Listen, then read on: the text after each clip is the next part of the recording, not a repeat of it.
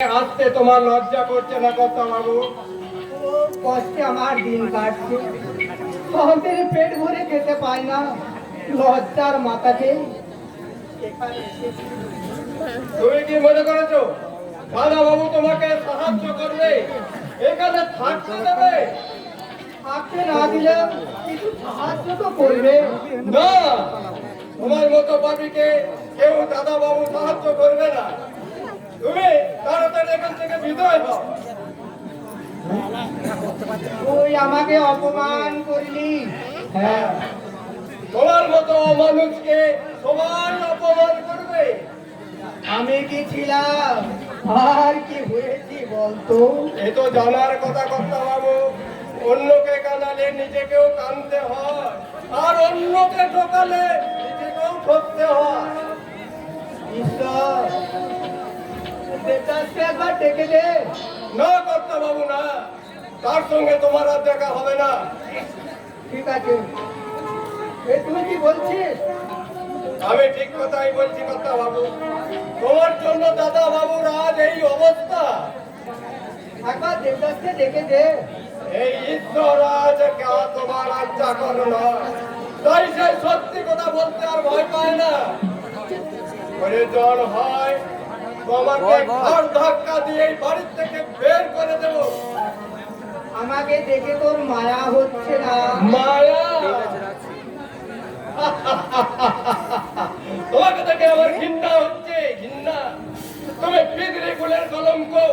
তোমার দৃষ্টান্ত দেখে কোন ছেলে তার বাবাকে শ্রদ্ধা করবে না, আর কোন পুত্রবধূ তার শ্বশুর মশাইকে বাবা বলে ডাকবে না। বাবা ছেলের সম্পর্কের মধ্যে যে বিষ তুমি ছড়িয়েছো, আর নিজেকে বাবা বলে আর পরিচয় দিও না কর্তা বাবু, পরিচয় দিও না। বাবা ছেলের সম্পর্ক কি এত সহজে ঘুচে যায়? সহজে ঘুচে না গেলেও জোর করে ঘুচিয়ে দিতে হবে। দেবদাস, আবার কি সর্বনাশ করার জন্য এখানে এসেছে? কষ্টে আমার দিন কাটছে, আমাকে কিছু সাহায্য কর। আপনাকে সাহায্য করাচ্ছে, ভিখারিকে সাহায্য করলে তারা খুশি হয়ে আশীর্বাদ করবে। এই কথা তুই বলতে পারলি? কেন পারবো না বাবা? জীবনের আলোর অতীতকে বিশ্লেষণ করে দেখুন, আমার কাছে আপনার স্থান কোথায়? অতীতকে তুই ভুলে যা। ভুলে যাব? নিষ্ঠুর হৃদয়হীনের মতো যে অভিশাপ আমাকে দিয়েছে, শয়নে স্বপনে জাগরণে, তা মর্মে মর্মে আমাকে দত্ত করছে। দেবদাস, কিন্তু আমি তো কোনো অন্যায় করিনি, আমি তো কারো এতটুকু ক্ষতি করিনি। আমি চেয়েছিলাম সকলকে সুখের সংসার করে তুলতে। হৃদয়হীনের কাছে সহানুভূতি আশা করাই বৃথা দাদা বাবু। কিন্তু কিন্তু আমি যে ভুলতে পারছি না, অসহায় পুত্রবধূকে যে মৃত্যুর দরজায় পৌঁছে দিয়েছিল, সে কথা কি ভুলে গেছেন বাবা? ভগবান মঙ্গলময় বলে মৃত্যুর মুখ থেকে মা মনিকা ফিরে এসেছে। তোরা আর আমাকে অপমান করিস না, লজ্জা দিস না। এই বুড়ো বয়সে আমি তোদের কাছে হাত জোড় করে ভিক্ষা চাইছি, খেয়ে পরে বেঁচে থাকার মতো আমার একটা উপায় করে দে। না না না, এ আমি আমার পক্ষে অসম্ভব। এটা লোকের বাড়িতে চাকর খাটবেন, না হলে দুয়ারে দুয়ারে ভিক্ষা করবেন। এই কথা তুই বলতে পারিনি। আপনি তো আমাকে বলতে বাধ্য করছেন বাবা। বিরক্ত না করে এই বাড়ি থেকে বেরিয়ে যান। যাচ্ছি, আমি বলেই যাচ্ছি। তোরা আমাকে অপমান করলি বলে আমি অভিশাপ দেব না, আমি তোর অমঙ্গল কামনাও করব না। আমি আশীর্বাদ করছি, তোরা সুখে থাক, তোরা শান্তিতে থাক। দাঁড়ান বাবা, দাঁড়ান। ছেলের বাড়িতে এসে চোখের জলে বুক ভাসিয়ে আপনি চলে যাবেন বাবা? বৌমা, আমি আমার মেয়ে না হলেও মেয়ের মতো তো, তাই বলছি আপনার এখানে থাকতেই হবে। না না, আমি এখানে থাকবো না। নিজের ছেলে আমাকে অপমান করে তাড়িয়ে দিচ্ছে, আর তুমি পরের মেয়ে হয়ে আমাকে থাকতে বলছো।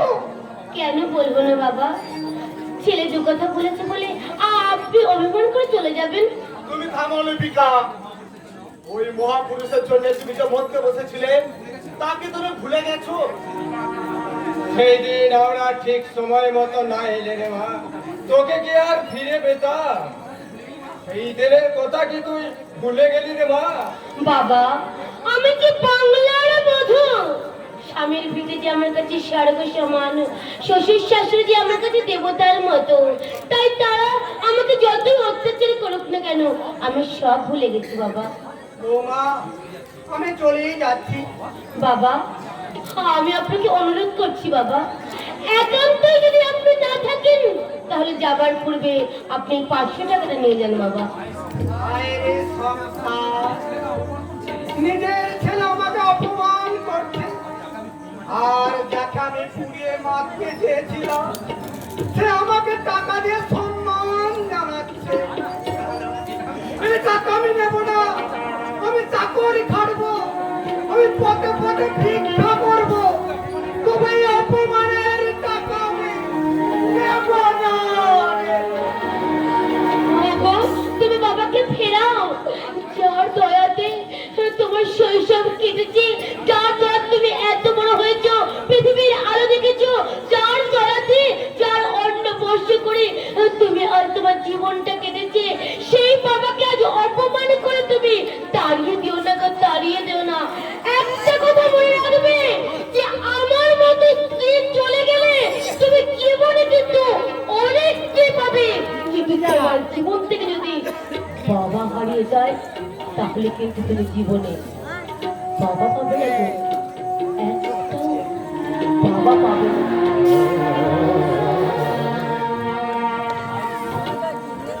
হায় ঈশ্বর, এই কি আমি করলাম?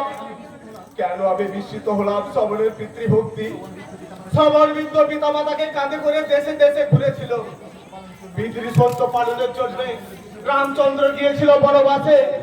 পিতার সুখের কথা চিন্তা করে পুরু গ্রহণ করেছিল পিতার জোড়া ভাত। পিতার আদেশে পরশুরাম করেছিল মাতৃহত্যা, আর আমি এমনই নোরা থামছে। সেই পিতাকে অপমান করে আমি তাড়িয়ে দিলাম। না না, আমি বাবাকে ফিরিয়ে আনবই। বাবা,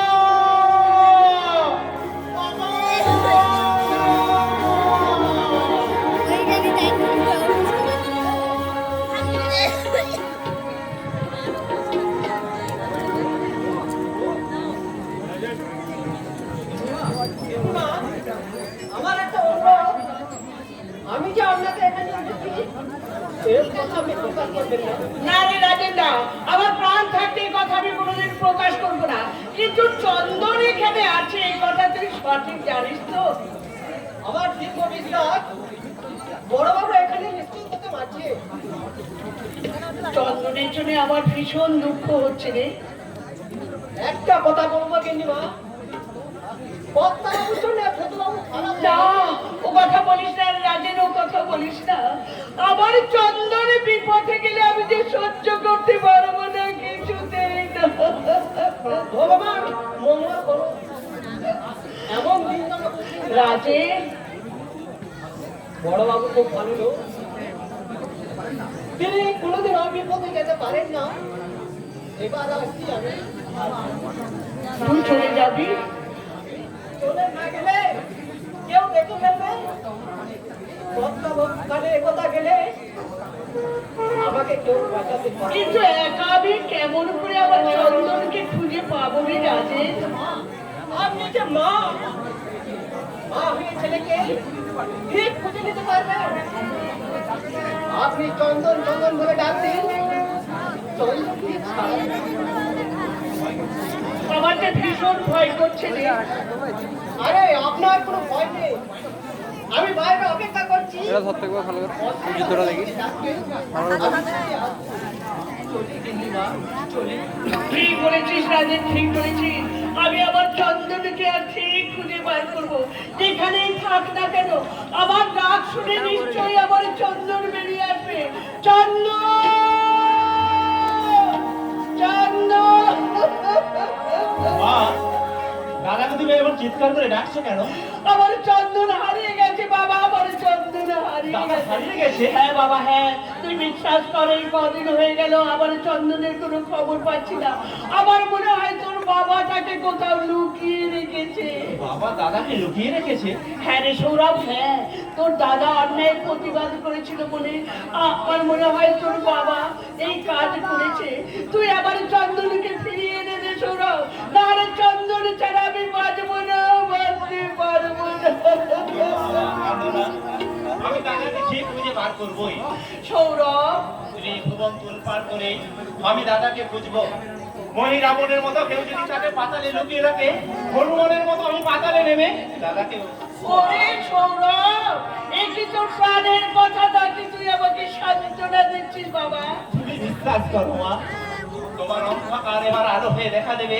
যে তোমার চোখে অশ্রু ঝরিয়েছে সে তোমার মুখে হাসি ফোটাবে। কিন্তু তুই মানুষ না হলে আমার মুখে যে কোনোদিন হাসি ফুটবে না বাবা। আমি মানুষ হবো মা, আমি মানুষ হবো। আমার অন্তরের পশুটাকে আমি হত্যা করে জাগিয়ে তুলবো শুভ বুদ্ধি। আমি নরক থেকে এবার সরিয়ে ওঠার চেষ্টা করবো। মা, তুমি নিশ্চিত হয়ে বাড়ি যাও। কিন্তু আমার চন্দনকে না দেখে আমি তো নিশ্চিন্ত হয়ে বাড়ি ফিরে যেতে পারবো না বাবা। আজকে শপথ করছি মা, আমি চন্দনটাকে তোমার কাছে এনে দেবো। আমি নিজের জীবন তুচ্ছ করে শত দুঃখকে আহ্বান জানিয়ে আমি চললাম দাদাকে খুঁজতে। তুমি আশীর্বাদ করো মা, আমি যেন দাদাকে খুঁজে আসতে পারি মা।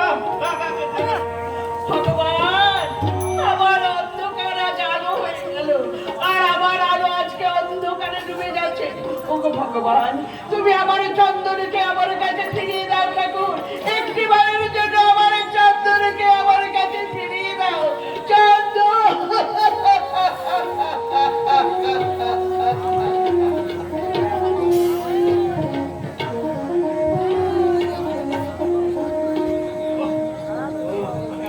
আর সহ্য করতে পারছি না মানসিক যন্ত্রণায় শরীর অবসন্ন জ্ঞান হওয়ার পর থেকে যাকে যা বাবা বলে জেনেছি সে সমাজ বিরোধী চোরা কারবারি শত অত্যাচার সহ্য করো বাবাকে আমি সুপথে ফিরে আনার চেষ্টা করব।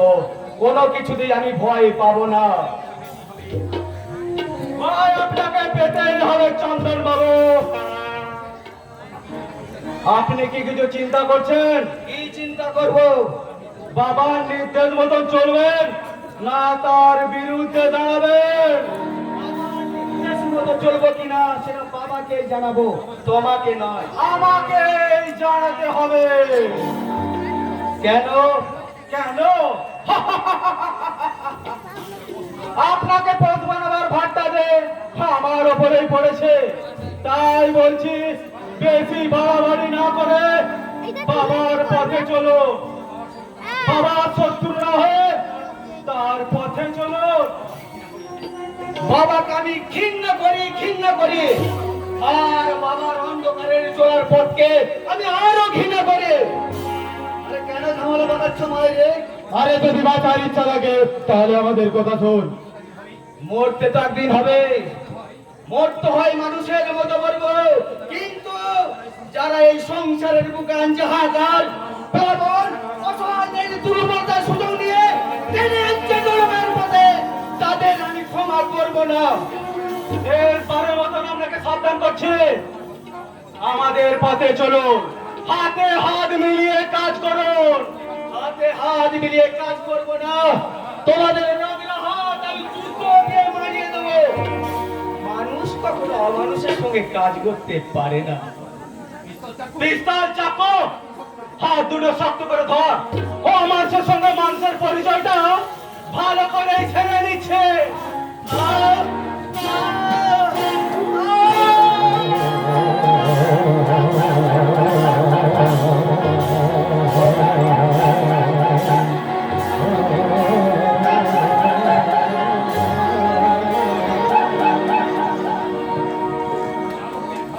চাবকের ঘাকে কেমন আরাম লাগলো। অত্যাচার করে কণ্ঠ রোধ করতে পারবি না রে তোরা।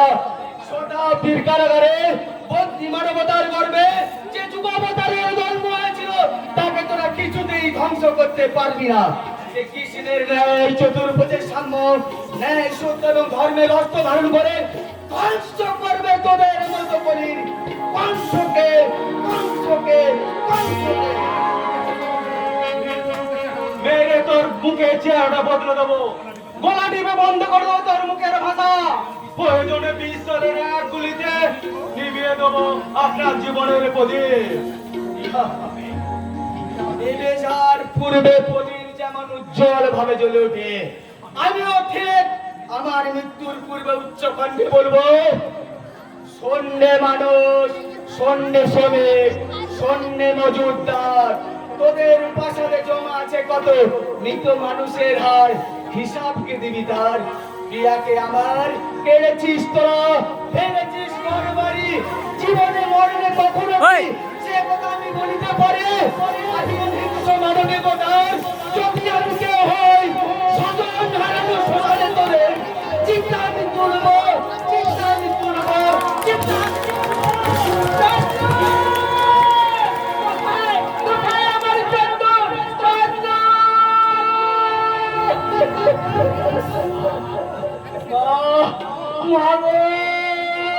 তুই কোথায় বাবা, তুই কোথায়? আমি যে তোকে অনেকক্ষণ ধরে খুঁজে বেড়াচ্ছি, একটিবার ছাড়া দে বাবা। চন্দন!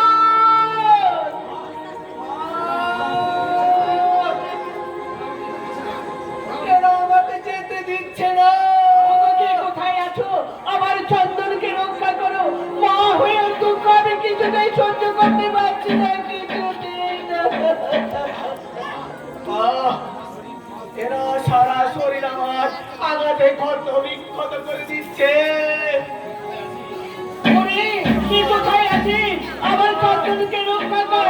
চলো, ছুটে আয়। রাজে, এমন করে জানিস আমার চন্দনকে রক্ষা কর। তাই দেখতে পাই, আমার খোকাকে আমি কেমন করে রক্ষা করি। ভগবান, আমার খোকাকে তুমি রক্ষা করো।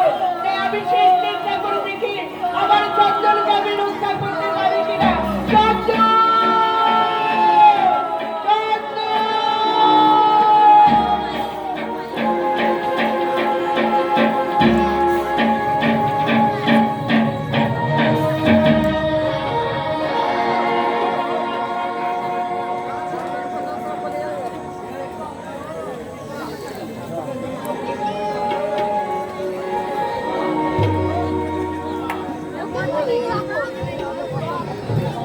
আর ঈশ্বর, এই মৃত্যুর মুখ থেকে ফিরে এসেছে, আমার আর কোনো শান্তি নেই ঠাকুর, কোনো শান্তি নেই। ঈশ্বর বারবার আমাকে কোন মৃত্যুর মুখে ঠেলে ফেলে দিচ্ছে। হে ভগবান, আমার জীবনে কি আর কখনো কোনোদিন সুখের দিন ফিরে আসবে না, কখনো কোনোদিন না। আমার তুই কাঁদছিস মা মনিকা? কান্না ছাড়া যে ভগবান আমার জীবনে আর কিছুই লেখেনি বাবা, কিচ্ছু লেখেনি। কি হয়েছে তুই আমাকে বল। বাবা, তোমার জামাইয়ের চার ভীষণ ভীষণ অসুখ করেছে বাবা। তাতে কি হয়েছে? ডাক্তার দেখিয়ে ওষুধ খাওয়ালে তো সারবে না বাবা, সারবে না, ডাক্তার দেখিয়ে সেরকম কিছুতেই সারবে না। জানো তো, তার অপারেশন করতে হবে, আর সেই অপারেশন করার জন্য 1,00,000 টাকা চাই, টাকা। 1,00,000 টাকা? এবার আমি ভাবছি এতগুলো টাকা আমি কোথা থেকে আনবো। তাহলে কি আমার শাখাটা ভেঙে যাবে, অকালে মুছে যাবে আমার শীতের সিঁদুর। ওরে মা, তোর শীতের সিঁদুর আমি মুছে যেতে দেবো না। প্রয়োজন হলে আমি চুরি ডাকাতি করবো, তবু তোকে আমি বিধবার বেঁচে দেখতে পারবো না রে মা। বাবা, বাবা, বাবা, তুমি একটুখানি শান্ত হও বাবা, শান্ত হও। আমি শান্ত হবো সেদিন রে মা, সেদিন জমের মুখ থেকে তোর স্বামীকে ফিরিয়ে এনে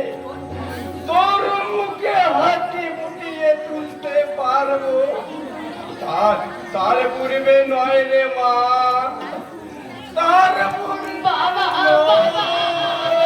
নয় রে মা। বাবা বাবা তুমি একা একা কি করবে বলতে পারো বাবা? যা করে আমি নিশ্চয়ই করব, যেমন করেই হোক আমার স্বামীকে আমি মৃত্যুর মুখ থেকে ফিরিয়ে আনবো। কারণ আমার বিয়ের সময় দাদাজি আমাকে বারবার করে বলেছিল, লিপিকা, তুই শুনে রাখবো, দাদা আজ থেকে যার হাতে তোকে আমি তুলে দিচ্ছি সেই তোর কাছে সবচেয়ে আপনার। যত অপমান করুক, যত দুঃখ দিক, কোনোদিন তাকে দুঃখ দিবি না। যদি প্রয়োজন হয় নিজের জীবন দিয়েও তোর স্বামীর জীবন তুই রক্ষা করবি বল। তোর স্বামীর জীবন তুই রক্ষা করবি। আমি তোমার কথার মর্যাদা রাখবো না দাদা, নিশ্চয়ই রাখবো। যেমন করেই পারি আমি আমার স্বামীকে মৃত্যুর মুখ থেকে ফিরে আনবোই দাদা। আমার স্বামীকে সুস্থ করে তুলবো। আমাকে সুস্থ করে তুলতে পারবে না লিপিকা, আমি সব শুনেছি। কোথায় পাবে 1 লাখ টাকা? তোমাকে কিছু চিন্তা করতে হবে না, যা করার আমি করবো গো। শুধু তোমাকে আমার একটা অনুরোধ রাখতে হবে, আমাকে একটা অনুমতি দেবে? আমি বাইরে গিয়ে কাজ করবো। এই কথা তুমি দ্বিতীয়বার উচ্চারণ করো না। তুমি বাইরে কাজ করতে গেলে তোমার সঙ্গে আমি সম্পর্ক রাখবো না।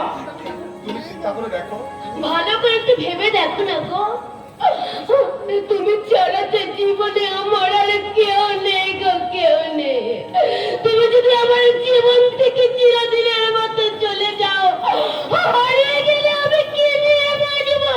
তুমি বলো না গো, আমি কি নিয়ে বাঁচবো? বাইরে কাজ করতে গেলে তুমি যদি আমার জীবন থেকে হারিয়ে যাও, আধুনিক সভ্যতা যদি তোমাকে আমার কাছ থেকে কেড়ে নেয়, কেউ পারবে না গো, কেউ পারবে না। তোমার ভালোবাসা যে আমাদের সংসারের বুকে একেবারে আগলে রাখবে গো, আপন করে ধরে রাখবে। আমার ভয় হচ্ছে। তোমাকে বাইরে পাঠাতে আমার সংকোচ হচ্ছে। ওগো, তোমার কোনো ভয় নেই গো, কোনো সংকোচ নেই। তুমি আমার চোখের দিকে ভালো করে তাকিয়ে দেখো তো। কি কি দেখলে বলো? তোমার দু চোখে আমার ছবি। আমার বুকের মধ্যে ভালো করে কান পেতে শোনো। শুনেছি কি শুনলে? তোমার বুকের মাঝে আমার দু পায়ের শব্দ। তবুও তুমি আবার ভয় পাবে গো। তবুও তুমি একটি বারের জন্য আমাকে বিশ্বাস করবে না? না লিপিকা না, আর ভয় নয়, আর সংকোচ নয়। তোমার ভালোবাসার মর্যাদা দিতে, আমার জীবন রক্ষা করতে, আমার ইচ্ছা করতে তোমাকে আমি বাইরে কাজ করার অনুমতি দিলাম। অনুমতি দিলাম।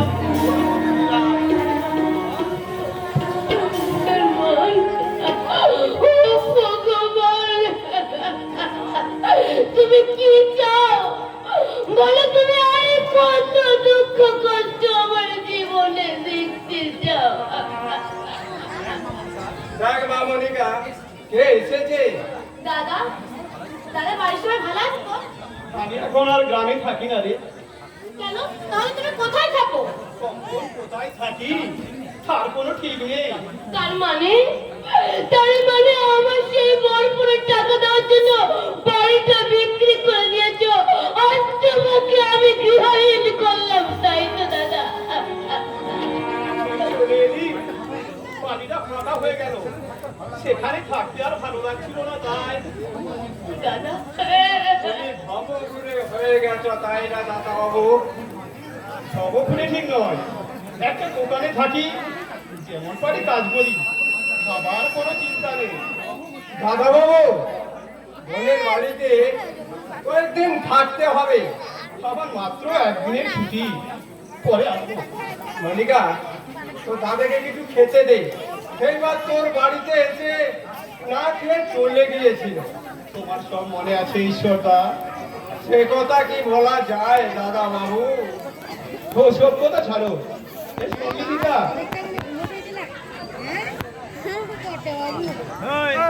সঙ্গীতিকা, তোর আরে ঠিক আছে ঠিক আছে, তুমি রেখেছো তো, কিন্তু অত আমার কি দরকার ছিল বলো তো? তুমি না আনলেই তো পারতে। তোকে তো কিছুই দিতে পারিনি। তুই আমার কত আদরের বোন, তোকে অনেক কিছু দেবার ইচ্ছে হয়। যদি দিন পায় তোকে আমি আরো অনেক কিছু দেবো রে বোন, আরো অনেক কিছু দেবো।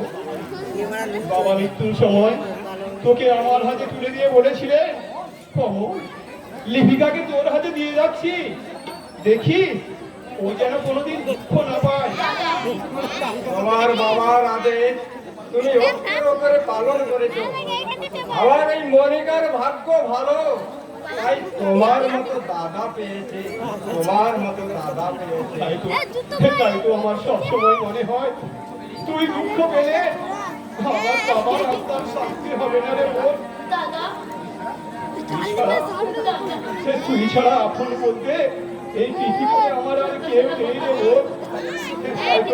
তাই তো প্রতিদিন আমি ভগবানের কাছে প্রার্থনা করি, ভগবান আমাকে যত দুঃখ দিতে হয় দাও, আমার দিকে তুমি সুখী করো ঠাকুর।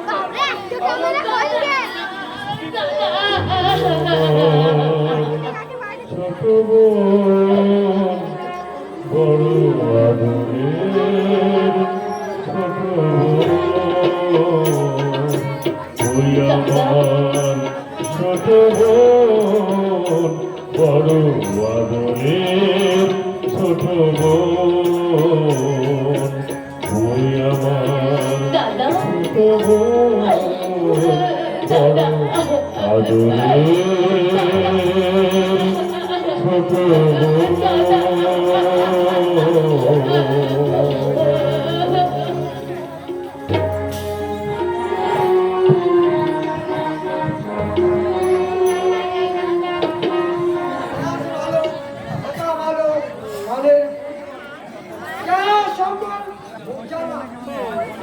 আরে হ্যাঁ গো বাবু, এই জোয়ান জোয়ানিদের বস বসি করার গলার ওষুধ আছে। আরে হরো না, তুই এখানটা একটু বস না কেন? হ্যাঁ হ্যাঁ বস বটে।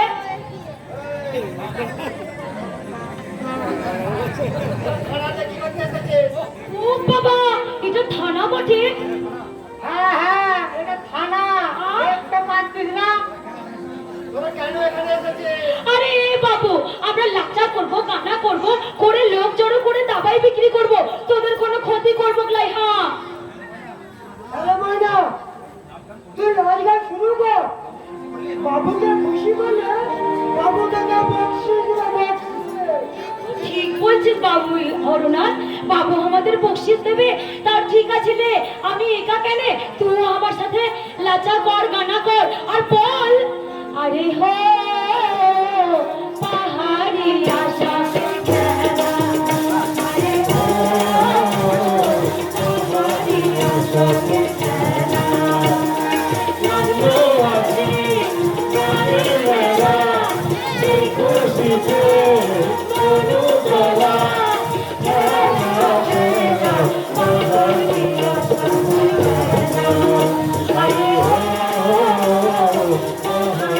Oh,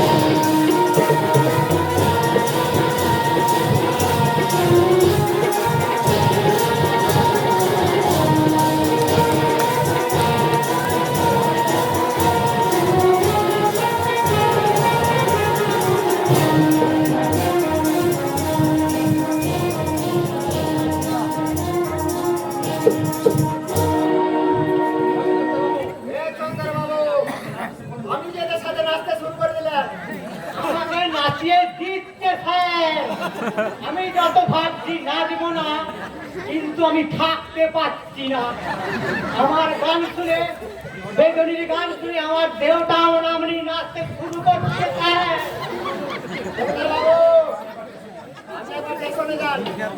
একজন অফিসার আছে, তাকে সঙ্গে করে নিয়ে আসবেন। আর একটা গান শুনবো না স্যার? দাদার গান তের তেরিকা। আপনি তো মশাই খুব বেরসিক লোক, আমার এখনো গানের ঘোর কাটারি বলছি, আর আপনি তাড়িয়ে দিচ্ছেন। ভদ্রলোক আপনাকে দেখতে না পেলে রেখে যাবেন। যাচ্ছি স্যার।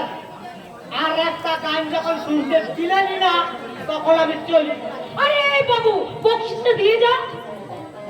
ইনি বড় বাবু, ইনি আমাদের বড় বাবু, ইনি তোকে বকশিস দেবে। আবার একদিন আসবি, তোর গান আমার খুব ভালো লেগেছে। আরে এ হরনাথ, তুই বাঘ হারাই ফেললি যে। চল চল চল, তুই আগায়ে চল, আমি ও বাবুর কাছে রুপিয়া নিয়ে তবেই যাব। হ্যাঁ, ও দেরি করবি না, আমি তোমার লাগে চুপচুপি পাঠিয়ে লোক জড়ো করিব। তুই জলদি চলিয়া। আরে হ্যাঁ হ্যাঁ, আমি জলদি যাচ্ছি, তুই চল না কেনে। এই বাবু, আমার গান তোমার ভালো লেগেছে? হ্যাঁ হ্যাঁ হ্যাঁ, তাহলে কিন্তু বাবু তোকে আমাকে 500 রুপিয়া বকশিস দিতে হবে। একেবারে 5 টাকা। আরে হ্যাঁ বাবু, তোরা তো কত হাজার হাজার টাকা ঘুষ নিচ্ছিস, আর এটা বহুত কমতি আছে বাবু। দেখ,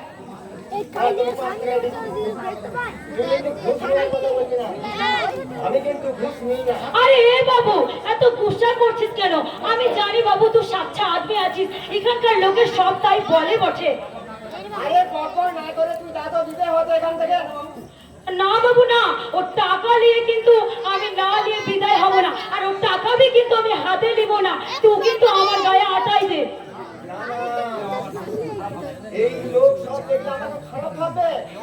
কেউ দেখবে না বাবু, তাছাড়া বড় ভাই ছোট বোনের গায়ে টাকা এঁটে দিলে কোনো গন্তি হবে না। এই লে বাবু পি, তুই আমার গায়ে হাতে দে।